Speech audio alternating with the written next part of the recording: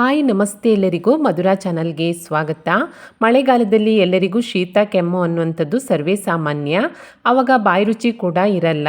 ಈ ಶೀತ ಕೆಮ್ಮು ಬಾಯಿ ರುಚಿ ಇಲ್ಲದೆ ಇರುವಾಗ ಕ್ವಿಕ್ಕಾಗಿ ನಾವು ಮಾಡ್ಕೊಳ್ಬಹುದಾದಂತಹ ಒಂದು ರುಚಿಕರ ರಸಂ ರೆಸಿಪಿಯನ್ನು ನಾನಿವತ್ತು ನಿಮ್ಮ ಜೊತೆ ಶೇರ್ ಮಾಡ್ಕೊಳ್ತಾ ಇದ್ದೇನೆ.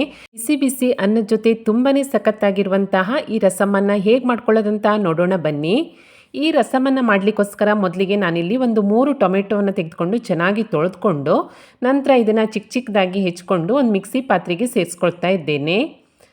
ಟೊಮೆಟೊವನ್ನು ಮಿಕ್ಸಿ ಪಾತ್ರೆಗೆ ಸೇರಿಸ್ಕೊಂಡು ನಂತರ ಇದಕ್ಕೆ 1 ಸ್ಪೂನ್ ಆಗುವಷ್ಟು ಧನಿಯಾ ಬೀಜ, 1 ಸ್ಪೂನ್ ಆಗುವಷ್ಟು ಜೀರಿಗೆ, 1 ಸ್ಪೂನ್ ಆಗುವಷ್ಟು ಕಾಳುಮೆಣಸು, ಹಾಗೆ 1/4 ಸ್ಪೂನ್ ಆಗುವಷ್ಟು ಮೆಂತ್ಯ ಕಾಳು, 1 ಇಂಚ್ ಆಗುವಷ್ಟು ಶುಂಠಿಯನ್ನು ನಾನು ಚಿಕ್ಕ ಚಿಕ್ಕದಾಗಿ ಹೆಚ್ಚಿ ಸೇರಿಸ್ಕೊಳ್ತಾ ಇದ್ದೇನೆ.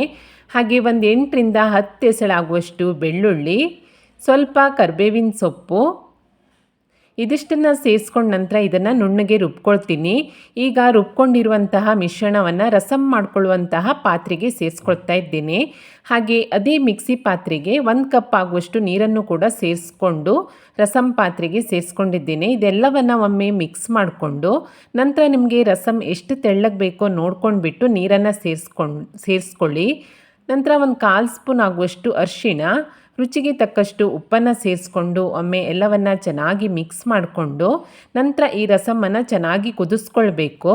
ಅದಕ್ಕೋಸ್ಕರ ನಾನು ರಸಂ ಪಾತ್ರೆಯನ್ನು ಸ್ಟವ್ ಮೇಲಿಟ್ಟು ಒಂದು 4 ರಿಂದ 5 ನಿಮಿಷ ಚೆನ್ನಾಗಿ ಕುದಿ ಬರುವವರೆಗೆ ಕುದಿಸ್ಕೊಳ್ತೀನಿ. ಬಿಸಿ ಬಿಸಿ ಅನ್ನದ ಜೊತೆ ಅಂತೂ ತುಂಬಾ ಸಖತ್ತಾಗಿರುತ್ತೆ. ಶೀತ ಕೆಮ್ಮು ಬಾಯಿ ರುಚಿ ಇಲ್ಲದೆ ಇರುವಾಗ ಈ ರಸಂ ಬೆಸ್ಟ್ ಅಂತಲೇ ಹೇಳ್ಬೋದು. ನೋಡಿ, ಒಂದು 5 ನಿಮಿಷದ ನಂತರ ರಸಂ ಚೆನ್ನಾಗಿ ಕುದಿ ಬರ್ತಾ ಇದೆ, ಹಾಗೆ ಘಮ ಘಮ ಅಂತ ಇದೆ. ಇವಾಗ ಇದಕ್ಕೆ ನಾನು ಒಂದು ಒಗ್ಗರಣೆಯನ್ನು ರೆಡಿ ಮಾಡಿಕೊಂಡು ಸೇರಿಸ್ಕೊಳ್ತೀನಿ. ಸಾಸಿವೆ, ಜೀರಿಗೆ, ಕರಿಬೇವು, 1-2 ಒಣಮೆಣಸು, ಹಾಗೆ 1-2 ಹಸಿಮೆಣಸು, 1 ಚಿಟಿಕೆ ಆಗುವಷ್ಟು ಇಂಗಿನ ಒಗ್ಗರಣೆಯನ್ನು ಮಾಡಿ ಸೇರಿಸ್ಕೊಂಡಿದ್ದೇನೆ. ನಂತರ ಇದಕ್ಕೆ ಚಿಕ್ಕದಾಗಿ ಹೆಚ್ಕೊಂಡಿರುವಂತಹ ಸ್ವಲ್ಪ ಕೊತ್ತಂಬರಿ ಸೊಪ್ಪನ್ನು ಕೂಡ ಸೇರಿಸ್ಕೊಂಡು ಒಗ್ಗರಣೆ ಹಾಗೆ ಕೊತ್ತಂಬರಿ ಸೊಪ್ಪಿನ ಜೊತೆಗೆ ಈ ರಸಮನ್ನು 1-2 ನಿಮಿಷ ಕುದಿಸ್ಕೊಂಡು ಸ್ಟವನ್ನು ಆಫ್ ಮಾಡಿಕೊಂಡ್ರೆ ತುಂಬಾ ರುಚಿಯಾದ ಆರೋಗ್ಯಕರವಾದಂತಹ ರಸಂ ರೆಡಿಯಾಗತ್ತೆ.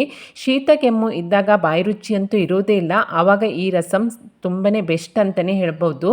ನೋಡಿ ಎಷ್ಟು ಚೆನ್ನಾಗಾಗಿದೆ ಅಂತ. ಹಾಗೆ ಕೋಲ್ಡಿಗಂತೂ ಸಖತ್ತಾಗಿರುತ್ತೆ. ಬಿಸಿ ಬಿಸಿ ಅನ್ನ ಜೊತೆ ಕಲಿಸ್ಕೊಂಡು ತಿನ್ಬೋದು ನೀವು. ಹಾಗೇನೂ ಕೂಡ ಕೋಲ್ಡ್ ಇದ್ದಾಗ ಈ ರಸಮನ್ನು 1 ಗ್ಲಾಸ್ ಕುಡಿದ್ರೂ ಕೂಡ ಎಷ್ಟೋ ನಿರಾಳ ಆಗುತ್ತೆ. ಗಂಟ್ಲು ನೋವಿದ್ದಾಗ, ಕೆಮ್ಮು ಶೀತ ಇದ್ದಾಗ ಈ ರಸಂ ತುಂಬಾ ಸೂಕ್ತ ಅಂತ ಹೇಳ್ಬೋದು. ನಾವು ಪಟಾಪಟ್ ಅಂತ ಮಾಡ್ಕೊಳ್ಬೋದು. ಬೇಳೆ ಏನೂ ಬೇಕಾಗಿಲ್ಲ. 3 ಟೊಮೆಟೊ ಹಾಗೆ ಸ್ವಲ್ಪ ಗರಂ ಮಸಾಲೆ ಸಾಮಾನಿದ್ದರೆ ಸಾಕಾಗುತ್ತೆ. ನೋಡಿ ಎಷ್ಟು ಚೆನ್ನಾಗಾಗಿದೆ ಅಂತ. ತುಂಬಾ ಸಿಂಪಲ್ ಆದಂತಹ ರಸಂ ರೆಸಿಪಿ. ಖಂಡಿತ ಟ್ರೈ ಮಾಡಿ ನೋಡಿ. ಈ ರೆಸಿಪಿ ನಿಮಗೆ ಇಷ್ಟ ಆದಲ್ಲಿ ಲೈಕ್ ಮಾಡಿ, ಹಾಗೆ ಶೇರ್ ಮಾಡಿ. ಹೇಗಾಗಿದೆ ಅಂತ ಕಮೆಂಟ್ ಮಾಡಿ ತಿಳಿಸಿ. ಹೊಸದಾಗಿ ನಮ್ಮ ಚಾನಲ್ ನೋಡ್ತಾ ಇದ್ದರೆ ಸಬ್ಸ್ಕ್ರೈಬ್ ಮಾಡ್ಕೊಳ್ಳಿ. ಸಿಗೋಣ ಮುಂದಿನ ರೆಸಿಪಿಯಲ್ಲಿ. Thank you for watching.